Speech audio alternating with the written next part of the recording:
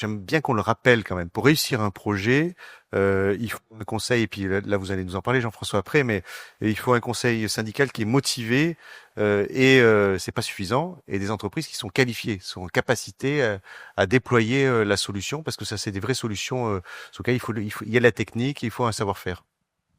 Oui, en effet, c'est-à-dire que on est quand même sur une énergie un peu particulière, hein, parce que on travaille sur de la vapeur haute pression. La ville de Paris, notamment, délivre principalement de la vapeur entre 10 et 15 bars. Donc, c'est quand même des pressions importantes.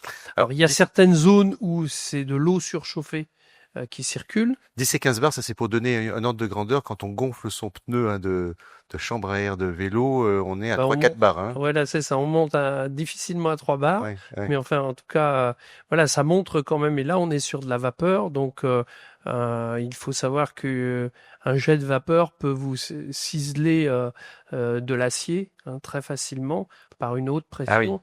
Donc, c'est quand même un aspect assez dangereux. Donc, il est important que les mainteneurs et les intervenants soient qualifiés dans ce domaine. Pourquoi il est important aussi que tous les acteurs soient concernés, c'est-à-dire que souvent il y a des bureaux d'études thermiques qui vont rentrer en jeu. Il est clair que la discussion va se faire à trois, hein, avec le conseil syndical, pour bien mesurer les besoins, bien mesurer également l'objectif qu'on se fixe, hein, si c'est surtout pour réduire les consommations. Donc c'est des choses importantes. C'est des choses aussi qui sont pas seulement importantes pour l'utilisateur de l'énergie, mais c'est aussi très important sur le concessionnaire. Parce que la CBCU surveille quand même alors la CPCU c'est vraiment local, hein, par rapport à Paris, surveille ses installations. Et bien entendu, quand elle a affaire à des gens qualifiés, labellisés, eh ben on peut travailler de concert parce qu'on connaît les besoins de la CPCU et eux connaissent notre savoir-faire. Donc c'est pour ça aussi que il est important que les entreprises soient qualifiées. Derrière ça, il y a aussi de la maintenance. C'est-à-dire qu'une installation de vapeur, les organes qui vont travailler sur la vapeur vont être beaucoup sollicités. Donc, pour les rendre optimum, eh bien, il va falloir les surveiller, les contrôler, les analyser, intervenir en préventif et pas toujours en curatif, sinon les coûts deviennent vite élevés quand on remplace un organe de vapeur. La pression dans le gaz, c'est combien, juste pour donner Alors, le gaz, il y a deux pressions, il y a 20 millibars, ouais. alors on est quand même, ou 300 millibars, Ah oui, donc ça n'a rien à voir. Hein. rien à voir. Ouais. Donc effectivement, sur la maintenance, on voit tous les impacts qu'il peut y Donc on avoir. reçoit, par le réseau de chaleur, on reçoit de la pression à 10 bars, et parfois on peut réduire jusqu'à 300, 400 millibars sur les échangeurs, voire même plus bas si des fois les installations sont alimentées en vapeur basse pression. Donc voilà, il y a une technicité à avoir sur cette typologie d'installation. Ouais. Je voulais pas vous couper, vous aviez autre chose à dire. Hein. Je voulais pas vous couper. Non, non, donc l'implication de chaque partie est importante, ce qui permet là aussi, parce que derrière, il va y avoir aussi des réglages, des phases de réglage. Donc tout ça doit se faire de concert avec le bureau d'études et le conseil syndical. Est-ce qu'on peut détailler l'impact du réseau de chaleur sur l'installation? Parce qu'il y a deux choses. Hein, je change de système de chauffage, donc il faut que j'installe. Si j'ai bien compris, un nouveau système avec des échangeurs. J'avais une chaudière, je passe à des échangeurs, donc il y a un impact quand même. Et ça, j'aimerais qu'on le détaille pour donner une vision à notre public.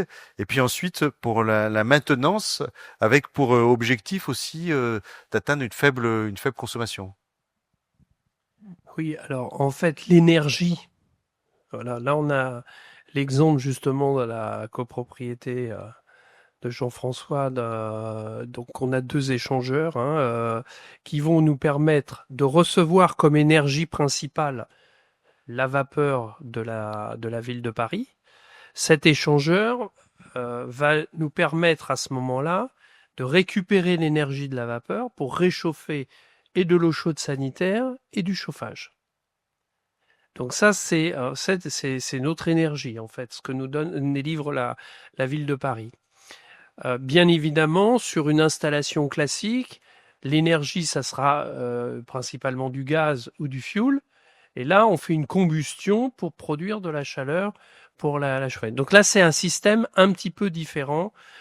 Une fois qu'on a puisé, ce qui est intéressant aussi, c'est que l'eau qui a permis à la ville de Paris d'être transformée en vapeur, une fois qu'on a puisé l'énergie de cette vapeur, on renvoie cette eau à la ville de Paris. Donc c'est un cercle un peu vertueux.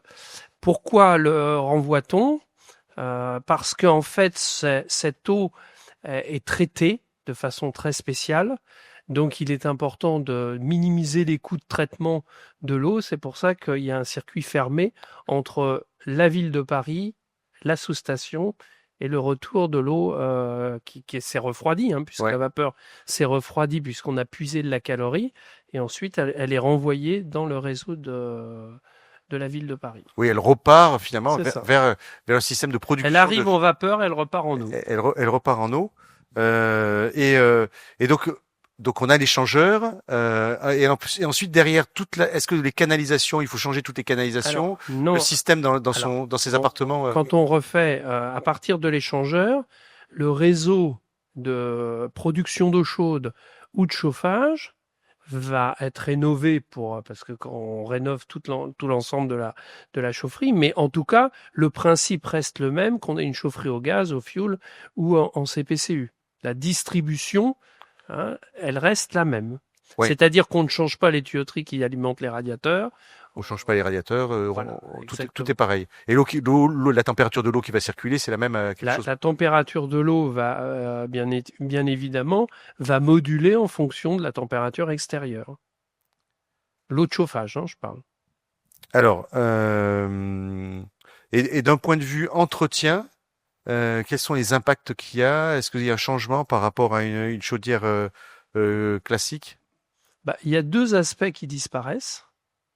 C'est tout ce qui est lié à la combustion, c'est-à-dire qu'il n'y a plus les contrôles de combustion, il n'y a plus les réglages de flammes, etc. Ça disparaît. Et il n'y a plus de ramonage, puisque sur une énergie fossile, oui. On a toujours un nettoyage 2 fois par an pour le fioul, 1 fois par an pour le gaz. Donc ça, c'est des aspects qui disparaissent. Et dernier point, parce que je sais que ça c'est votre fer de lance et votre sujet et puis on va rentrer après, on va montrer comment ça se passe dans la vraie vie. Il faut monitorer tout ça, c'est-à-dire mettre des capteurs pour pouvoir piloter à distance. Bon, c'est la tendance, mais c'est plus que la tendance. Aujourd'hui, c'est une obligation. Ça chaufferie. Alors c'est une obligation dans le tertiaire. Ouais. Ça n'est pas une obligation dans l'habitat collectif privé. Et ça, c'est bien dommage. C'est bien dommage parce qu'en fait, comme on le voit sur la diapo, avoir un automate qui permet de recevoir, de recueillir toutes les informations de l'installation, c'est important à la fois pour la copropriété, mais c'est important aussi pour le mainteneur. Pourquoi ? Parce qu'il y a une réactivité immédiate quand il faut changer un paramètre, quand on est alerté sur un problème, on a tout de suite la possibilité soit d'intervenir à distance si c'est faisable, ou du moins de mandater un technicien pour aller résoudre le problème. Je pense qu'aujourd'hui, faut pas se leurrer. Je trouve un petit peu dommage que les copropriétés ne soient pas sensibles à ce monitoring, parce qu'aujourd'hui, tout est connecté. C'est-à-dire que vous achetez un appareil électroménager, il est connecté. Vous achetez une voiture, elle est connectée, parce vous savez où elle est, combien d'essence il y a. Enfin, on a tout ça sur nos smartphones. Je vois votre montre aussi est connectée. Mais on n'a pas ça dans les immeubles parisiens. Enfin, dans bon nombre d'immeubles parisiens. C'est dommage. Oui, alors que là, les économies sont colossales à opérer. D'ailleurs, on peut montrer encore les deux diapos là qu'il y a Benjamin. Donc ça c'est le système sur place, in situ. C'est l'armoire électrique de la chaufferie. Et ensuite, on a la vision. En tout cas, vous avez la vision à distance. Si on monte la diapo d'après, qui est la reproduction à l'identique sur un écran de ce qui se passe in situ. C'est le schéma de principe qui devient en dynamique. et qui donne une importance capitale au mainteneur parce qu'il voit quelle est la température extérieure, il voit les réglages qu'il a paramétrés, il va voir si les températures sont atteintes, si son réseau est en pression. Enfin, il a un certain nombre d'indications, si les pompes sont en fonctionnement, si la vanne s'ouvre ou pas. Il a au moins des informations qui lui permettent de dire si en chaufferie tout fonctionne bien ou pas. Et puis cette dernière diapo, effectivement, là, ce qu'on voit, c'est que donc il y a des sondes de Absolument. température qui sont partout, Benjamin. Voilà. Donc là, qu'est-ce qu'elle montre cette diapo alors? Donc il y a des sondes. Ça, c'est, Ouais, ça c'est pour c'est vous. Alors Jean-François qui va l'expliquer. je voulais pas arriver sur l'autre présentation. Moi, ce que Euh, je veux peut-être oui. ajouter un point, c'est que puisque aujourd'hui, il y a aussi la loi de la décarbonation qui va impacter beaucoup les résidents. Ça veut dire quoi? Ça veut dire que moins on fera d'interventions physiques sur un lieu, meilleur sera le taux de carbone consommé. Donc c'est pour ça que là aussi le monitoring, il faut y penser parce que c'est vraiment quelque chose qu'il faudra mettre en place mais très rapidement. Est-ce que le kilo, parce que finalement la CPCU vend, là je parlais de Giovanni, vend des kilowatts heure, c'est ça? Elle vous vend donc une énergie et donc Euh, alors avec la CPCU, on parle de tonnes vapeur. de tonnes vapeur. Voilà. En gaz, on parle de mètres cubes de gaz. Ouais. Mais tout ça est transformé ensuite avec un coefficient applicateur en kilowattheure parce que c'est vraiment la mesure de la consommation. Est-ce qu'il y avait des choses à dire d'autres, Giovanni, là Moi, sur je la partie? voulais juste Oui. rajouter un point pour qu'on soit vraiment complet. On a parlé des sondes d'ambiance. Ça donne une indication, mais attention, ça n'enlève pas l'équilibrage des installations. C'est-à-dire qu'une installation doit être équilibrée de manière verticale et horizontale. Verticale, c'est-à-dire que toutes les vannes de pied de colonne doivent permettre à l'eau d'aller sur la colonne la plus lointaine de la même manière qu'elle va desservir les colonnes les plus proches. Et ensuite, et là par contre c'est là où la difficulté commence parce que ça nécessite des organes, surtout sur du chauffage radiateur, ça va nécessiter des organes sur les radiateurs qui sont privatifs. Et là, on peut équilibrer de façon plateau par plateau horizontalement. Ça, c'est la solution la plus complète si on veut une meilleure répartition du chauffage étage par étage. On bride les bas étages parce que l'eau va plus facilement dans les premiers étages et on va permettre aux étages les plus élevés d'être desservis de la meilleure manière. Alors, je vais prendre quelques questions là maintenant de Denis qui pose la question comment faire dans des immeubles qui ne disposent pas d'espace nécessaire? Est-ce qu'il faut un espace suffisant, différent pour installer un réseau de chaleur, une chaufferie avec un réseau de chaleur par rapport à une chaufferie fuel? La seule chose qu'il nous faut, c'est un local où il y a deux ventilations, ventilation haute et basse. Voilà. Alors, et du coup, Michel te pose la question, c'est comment on fait quand j'ai pas de ventilation dans mon local? Ah, ben, il faut en créer quand même. Ouais, Parce on que peut faire les travaux et donc ça il y a toujours une nécessite. solution finalement. On peut trouver une solution. On peut même accélérer, mettre un ventilateur pour accélérer comment dire, le flux d'air dans le local, mais euh, ça peut se faire. Il y a une question du public, hein, je crois, dans la salle. Voilà, monsieur. Oui, bah écoutez, c'est très intéressant. Ouais, d'abord sur la dimension, parce qu'on en était là, la dimension par rapport à une chaudière classique, gaz, à mon avis, elle doit être bien inférieure en ce qui concerne euh, un centre d'exploitation d'eau chaude. Vous parlez de la dimension de Oui, l'échangeur par rapport à une chaudière. bah, exactement, oui. Ah oui, oui, bien sûr. Voilà, non, mais c'est important de le préciser parce que ça fait gagner C'est du sûr. volume de manière très importante. Moi, le problème, effectivement, c'était aussi le prix. Parce qu'effectivement, euh, il y a un enjeu là, parce que on ne sait pas où on va avec effectivement l'appel d'offres, etc. Qu'est-ce qu'est-ce qu'on a comme certitude? Ça, c'est quand même. Est-ce que c'est toujours public? Voilà. Enfin bon, c'est une question avec un barème disons, administrés, en gros. Ensuite, troisièmement, effectivement, c'est la vraie question que l'on a, nous, dans les résidences, c'est effectivement le confort. Il y a le prix, bien sûr, enfin la consommation, mais aussi, comme vous en avez parlé, bon, depuis, vous avez donné quelques éléments, mais c'est la difficulté de réguler, en fin de compte, entre le premier étage et le 10e étage en ce qui me concerne, l'apport solaire qui est différent suivant les bâtiments, enfin, etc. Alors, j'apprends là aujourd'hui qu'il y a des monitoring. Bah, écoutez, ça fait plaisir de voir qu'il y a de l'évolution, mais si vous voulez, c'est ces questions quand même qui sont essentielles dans les choix d'évolution. Que pourtant je fais souvent des conférences, etc. Et c'est la première fois que j'entends parler de ça. Et je trouve que c'est très intéressant. Voilà. C'est grâce à vous, Giovanni. Donc, pour répondre aux questions, finalement, si j'ai compris la partie régulation, quelle que soit la chaudière, finalement, on peut avoir ce système-là. Hein. C'est en tout cas à l'occasion de ce changement, si j'ai bien compris, à l'occasion de ce changement, mettre en place le prédictif, le pilotage et toute cette régulation, ça coûte rien, il faut le faire. C'est ça qu'il faut résumer. C'est pas que ça coûte rien, mais c'est important de faire cet investissement pour optimiser les coûts de consommation. Ouais. L'énergie, on le sait, ça coûte cher, donc quelle qu'elle soit d'ailleurs. Donc par conséquent, il faut l'optimiser. On parlait tout à l'heure d'anticipation météo. C'est un excellent moyen de justement de réguler de façon à ce que au niveau du confort, on est très linéaire et comme ça, on n'a pas de surchauffe, on n'a pas des à-coups de fonctionnement. Tout ça aide aussi dans la maîtrise de l'énergie. Hein.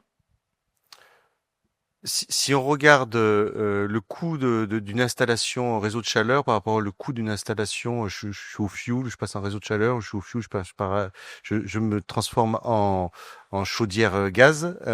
C'est quoi les différences de coût? Nous, on a estimé entre 10 et 12%, c'est plus cher en gaz Ouais, qu'en CPCU. ouais. Voilà, mais parce qu'il y a le réseau qui est présent aussi. Alors, il faut que le raccordement soit dans les conditions qu'on a évoquées tout à l'heure. Hein. Alors, on a deux questions encore dans la salle, on va les prendre. Voilà, question courte. Hein. Oui, Allez-y. je vais la faire courte. Je voulais savoir, par exemple, les chaudières à condensation gaz, vous avez la haute température et basse température. Quand c'est le CPCU, comment ça se passe au niveau des radiateurs? Si c'est de la haute température, comment ça se passe? Si c'est de la moyenne ou c'est de la basse? Donc, quand vous parlez de basse température, c'est la typologie de la chaudière. Aujourd'hui, en condensation, on parle même plus de condensation, on parle de très haute performance énergétique maintenant sur les chaudières gaz. Mais dans vos radiateurs, on a de toute façon les mêmes températures, que l'on soit chauffé par de la CPCU, du gaz ou du fuel. Votre régulation de la distribution ne changera pas. C'est-à-dire que la seule donnée qui peut changer, c'est quand vous avez des trames de sol. C'est-à-dire que si dans le temps on montait jusqu'à 50 degrés, c'est pour ça que les gens avaient les pieds qui gonflaient. Aujourd'hui, c'est des chauffages à basse température, donc on monte pas plus de 32 degrés hein, quand il fait très froid dehors. Mais sinon, dans les réseaux de distribution radiateurs, c'est absolument identique. Alors souvent, il y a le débat chez nous, notamment par rapport au robinet thermostatique. C'est-à-dire qu'en gros, personne n'en a. Le gestionnaire de la chaufferie, qui des fois refait une installation intérieure, etc., s'oppose à la mise en place de robinets thermostatiques. Donc je voulais avoir l'avis du technicien. Voilà. Alors, Giovanni. Alors oui, on est tous un peu contre le robinet thermostatique en tant que chauffagiste. Pourquoi? En fait, c'est pas le robinet thermostatique qu'on remet en cause. C'est l'usage qu'on fait du robinet thermostatique. C'est-à-dire que souvent ils sont mal positionnés, il y a un rideau devant, les informations sont faussées. Il y a des caches radiateurs, et le bulbe est faussé, il a une donne qui n'est pas bonne. Et c'est en ce sens qu'on est un peu contre parce que on est obligé d'intervenir, de facturer le copropriétaire et ça met en difficulté tout le monde. Le robinet thermostatique en soi, c'est un robinet qui peut être efficace quand il est bien utilisé, que le circuit soit bien évidemment propre, qu'il soit doté de pompes à variation de vitesse, que l'installation soit conforme à la typologie des robinets thermostatiques. Mais voilà, c'est juste l'usage qui en est fait du thermostatique qui nous rebute un petit peu.